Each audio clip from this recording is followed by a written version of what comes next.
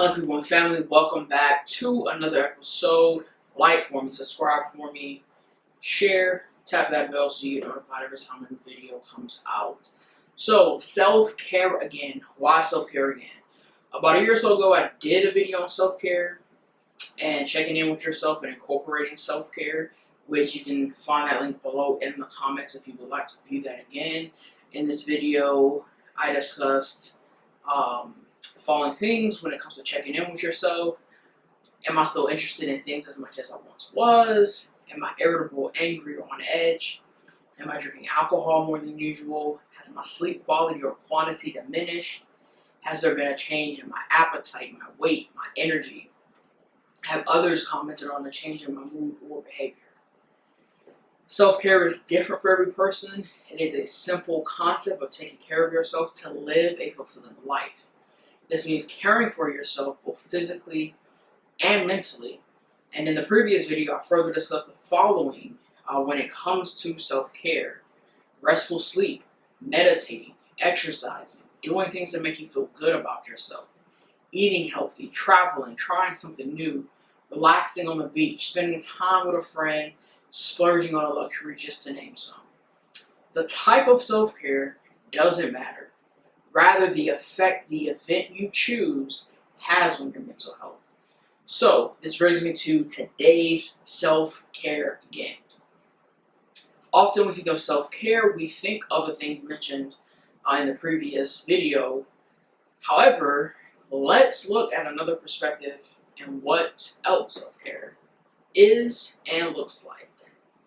First one, if it feels wrong, don't do it. I think that might be called our conscience, right?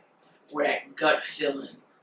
Our conscience, for the most part, always steers us in the right direction. When we feel the nudge that something is not right, taking care of you may mean not to do it. Next one, say exactly what you mean. Don't say maybe when you mean no. And I know I've been guilty of this when I want to tell a person, nah, I might just say, maybe, or we'll see. Just say no. And trying to protect others' feelings, we often send ourselves in a whirlwind of emotions when if we said what we meant, this could be avoided and we could be engaging in self-care. Again, I've been guilty of it. Then I'll send myself through a wave of anxiety because I feel the pressure of, okay, they're going to ask me again. Or they're going to assume, okay, she ain't said anything yet, so we on. So just say exactly what you mean. Don't be a people pleaser. Now, don't get this mixed up with doing for people or serving people or being selfless and that. But don't be a people pleaser. So while pleasing others can sometimes feel good, it can also take a toll on your mental health. Set boundaries and honor them. So again, it doesn't mean completely X doing for others, serving them, or being selfless. It just means set boundaries, and when you set that boundary, honor it. Remember, your mental health comes first. Your mental health is the priority. And for a little example of setting a boundary and honoring them, maybe you have a friend that wants you to help them move. Commit to a day and time frame. If that does not work for them, you're not available. You have to set a boundary of your availability and honor that. Next one, trust your instincts. Here again, our conscience comes into play. Influence to be and do like others is always present, but trust yourself to do what is right for you. And only you know what is right. Just because they're doing it doesn't mean you have to. Just because it works for them doesn't mean it has to work for you, right? This one can be tough for a lot of people because it's tough for me. Never speak bad about yourself. Speak life. We hear death and life are on the tongue. Don't count yourself out before counting yourself in. You deserve a seat at the table, so pull up. Never give up on your dreams. Work at it until it begins to manifest.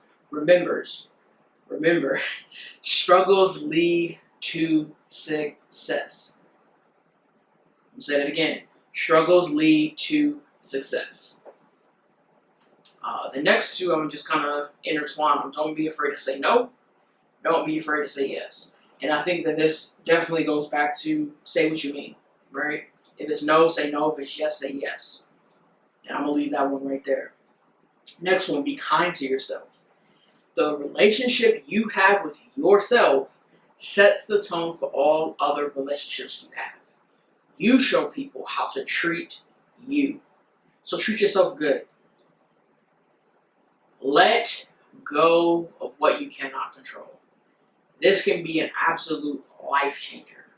I've always favored the serenity prayer because a lot of times the very things that worry us, that we spin ourselves into a doozy about, we can't even control it. So if you can't control it, let it go. If you can't control it, do something about it. That's all you can do. Ooh, stay away from drama and negativity. This is important though, not in just people. It's important what you read, what you watch, and listen to. And furthermore, who you associate with and where. A lot of people think that this is just the latter part of this, who you associate with and where, but it's in what you choose to read, watch, and listen to as well. Those are big influencers. The final one, love. This is the greatest thing we can do for ourselves and all of mankind, is love. So true self-care involves balancing two seemingly opposing ideals: radical self-compassion and accountability. To fully take care of yourself is to understand what the nature of life is to shift. When you give up being perfect, you allow yourself the grace to change, grow, and start again as many times as you need. Sometimes self-care looks like staying home, minding your business, telling people no, and just doing you.